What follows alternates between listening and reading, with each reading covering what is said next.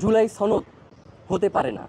এটা সর্বোচ্চ একটা বিএনপির সনদ। অত্যন্ত এটা আফসোস বর্তমান অন্তর্বর্তীকালীন সরকারের প্রতি। তাদেরকে আপনি বিবেচনায় রাখছেন না, তাদের কথা আপনি শুনছেন না। এটা আসলে ধিক্কার আপনাদের প্রতি। আপনাদেরকেও বারংবার আপনাদের মাধ্যমে বলেছি, আমরা রাস্তায় আন্দোলন করে বলেছি যে আপনারা এই জুলাই আন্দোলনে যারা শহীদ হয়েছেন এই শহীদ পরিবারগুলোর সাথে বসেন। তারা কি চায় তাদের মতামতকে আপনারা একটু জানবার চেষ্টা করেন। আপনার আহতদের সাথে বসেন। ৬৭টা বৈঠকে আপনার রাজনৈতিক দলগুলোর সাথে মিলিত হয়েছেন, নিজেরা ৫টা বৈঠক করেছেন, কিন্তু একটা বৈঠক জুলাইকে যারা এনে দিল, জুলাইয়ের গণ অভ্যুত্থান যারা ঘটাইলো তাদের সাথে আপনাদের বসবার মতো সময় হলো না। এটা আসলে আমরা অত্যন্ত এটা আফসোস বর্তমান অন্তর্বর্তীকালীন সরকারের প্রতি, যে যাদের রক্তের উপরে দাঁড়িয়ে আপনি ক্ষমতায় বসে আছেন তাদেরকে আপনি বিবেচনায় রাখছেন না, তাদের কথা আপনি শুনছেন না। এটা আসলে ধিক্কার আপনাদের প্রতি। আর জুলাই সনদ, আসলে একটা সনদ কিভাবে তৈরি হয়? যখন রাজনৈতিক দলগুলো একটা ঐক্যমতে এসে পৌঁছে যে আমরা এই বিষয়গুলো তে একমত পোষণ করছি এবং সেই কেন্দ্রিক একটা খসড়া হয় এবং রাজনৈতিক দলগুলো স্বাক্ষরের মধ্য দিয়ে জুলাই সনদ বাস্তবায়ন হয়। পৃথিবীর কোন ইতিহাসে আছে যে নোট অফ ডিসেন্ট রেখে জুলাই সনদ মানে কোনো সনদ বাস্তবায়িত হয়? মানে আপনি একটা জিনিস মানছেন না, আবার কেউ একটা জিনিস মানছে, সেটা তো একটা রাজনৈতিক সমঝোতা হতে পারে। সেটাকে আপনারা সর্বোচ্চ রাজনৈতিক সংকলন বলতে পারেন, সেটা কোনোভাবেই রাজনৈতিক সনদ হতে পারে না। এটা আমরা মনে করছি যে এটা একটা রাজনৈতিক সনদ। তো এর পাশাপাশি যে ব্যাপারটা সেটা হচ্ছে, আপনারা দেখেছেন যে এই জুলাই সনদে বেশ কিছু নোট অফ ডিসেন্ট এসেছে, যে আপনার আনুপাতিক যেই নির্বাচনের কথা বলা হয়েছে, যে সংসদে ১০০ আসন উচ্চকক্ষের কথা বলা হয়েছে, বা প্রধানমন্ত্রীর মেয়াদের কথা বলা হয়েছে, এই বিষয়গুলোতে বেশ কিছু নোট অফ ডিসেন্ট এসেছে।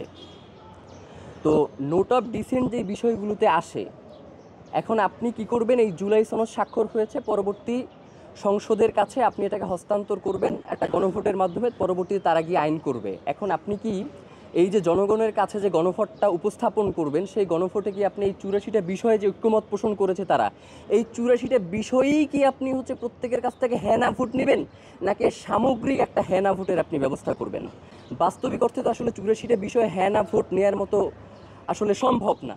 তো সেই ক্ষেত্রে আপনার যদি শুধুমাত্র এই জুলাই সনদের এই পুরো খসড়াটার উপরেই আপনি হ্যাঁ না ভোট দেন, এবং পরবর্তীতে যেই সরকার ক্ষমতায় আসবে তারা তো অলরেডি নোট অফ ডিসেন্ট দিয়েই রেখেছে যে আমরা এই বিষয়গুলোতে একমত না, সুতরাং সেক্ষেত্রে তাদের তো কোনো দায়বদ্ধতা থাকলো না যে আমরা এই বিষয়গুলো মানলাম বা মানলাম না, সুতরাং তাদেরকে তো সেই বিষয়ে দোষ দেওয়া যাবে না।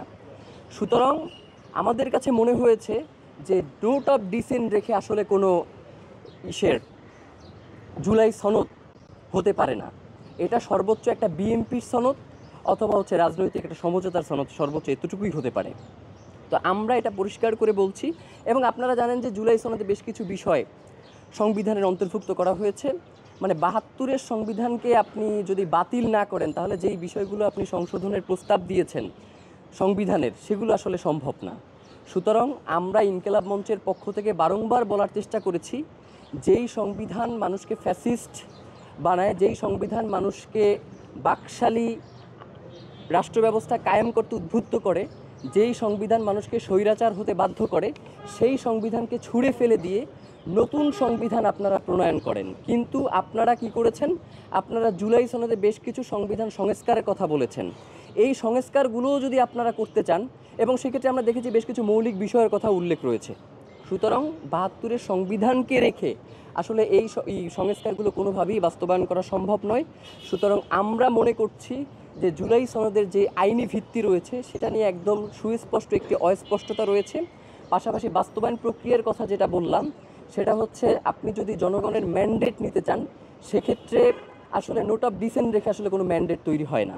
নোট অফ ডিসেন্টকে বাদ দিয়েই আপনাকে একটা জুলাই সনদের একটা খসড়া প্রণয়ন করতে হবে, এবং সেই খসড়ার আলোকেই আপনাকে জুলাই সনদ যেই বাস্তবায়ন সেটা করতে হবে। অন্যথায় এই যে জুলাই সনদ, এটা শুধুমাত্র একটি রাজনৈতিক সমঝোতাই হবে, এর বাইরে আর কিছুই হবে না। আপনারা জানেন যে ৯০-এর গণ অভ্যুত্থানেও বেশ কিছু বিষয়ে রাজনৈতিক সমঝোতা তৈরি হয়েছিল।